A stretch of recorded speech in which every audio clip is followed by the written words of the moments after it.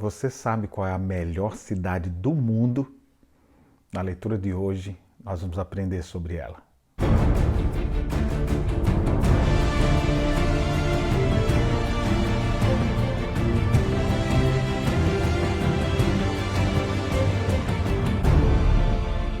Olá, meus irmãos, que a graça e a paz de Cristo continue reinando sobre a sua vida.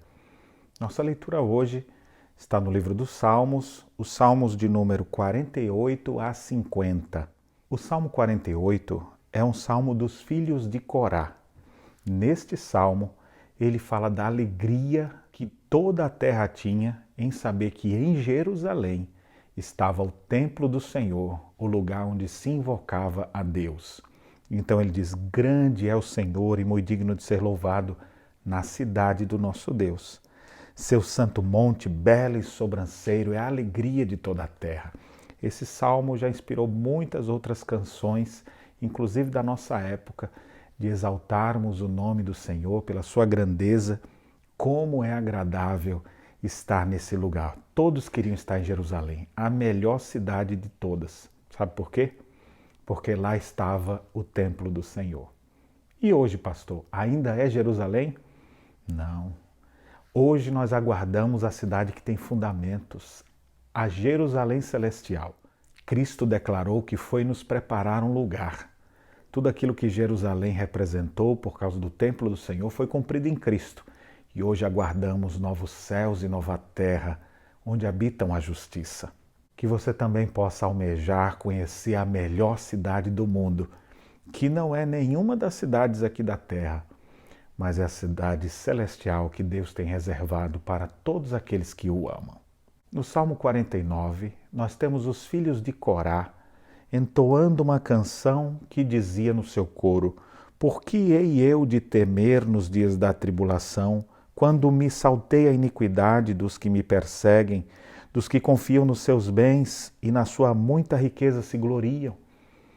Os filhos de Corá então diziam: nessas horas que o meu coração quer ficar atribulado, angustiado, eu buscarei a Deus. A vida do homem é sem sentido e sem razão fora do Senhor. Por isso ele diz: em morrendo, o homem não leva nada consigo, a sua glória não o acompanhará. A vida do homem não passa de um sopro, e considerar a vida apenas pelas coisas da terra é a pior ilusão. O homem revestido de honrarias, mas sem entendimento, é antes como os animais que perecem. Jesus disse: não temam aquele que pode matar o corpo e não podem destruir a alma. Temei antes aquele que pode fazer perecer no inferno tanto o corpo quanto a alma. Nós não devemos ficar envolvidos apenas nas coisas dessa terra. Tudo aqui passa rapidamente. Nós voamos, mas devemos encontrar sentido em Jesus Cristo. Por isso ele disse: buscar em primeiro lugar o reino de Deus e a sua justiça, e todas as demais coisas serão acrescentadas. Uma vida sem Cristo é uma vida sem sentido. Portanto, busque encontrar o sentido para a sua vida, crendo no Senhor Jesus, arrependendo-se dos seus pecados e vivendo pela fé nele. Finalmente, no Salmo de número 50, temos um Salmo de Asaf, onde ele fala como podemos agradar a Deus.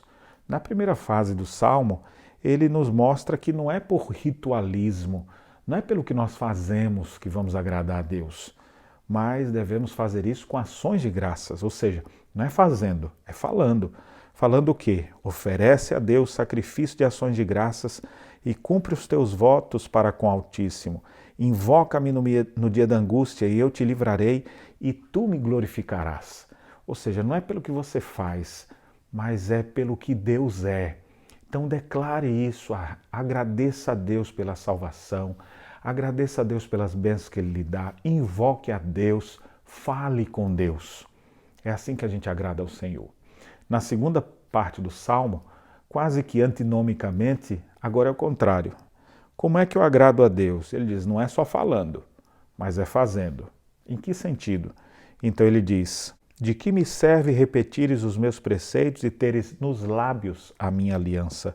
Ou seja, aqueles que só falam, mas não fazem. É nesse sentido. E ele diz assim: se vês o ladrão, tu te comprases nele. Aos adúlteros te associas. Soltas a boca para o mal e a tua língua só trama enganos. Senta-se para falar contra o teu irmão e difama o filho da tua mãe, ou seja, da tua própria casa. Tens feito essas coisas e eu me calei, ou seja, Deus estava se irritando com isso, o cálice da sua ira estava se enchendo. E ele diz, você pensava que era como um igual a mim? Mas eu te arguirei e porei tudo à sua vista. Considere nisso vocês que se esquecem de Deus, para que Deus não vos despedace. Aqueles que não agradam a Deus, que têm Deus apenas na língua, mas não fazem o que Deus deseja, não vivem de acordo com os princípios do Senhor, esses poderão ser despedaçados pelo próprio Deus. O que devemos fazer então?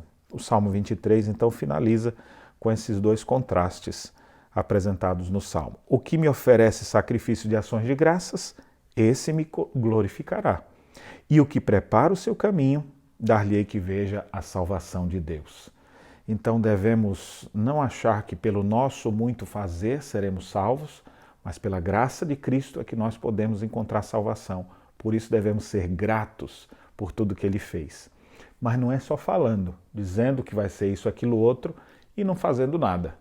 Aqueles que são salvos pela graça procurarão viver de maneira agradável ao Senhor.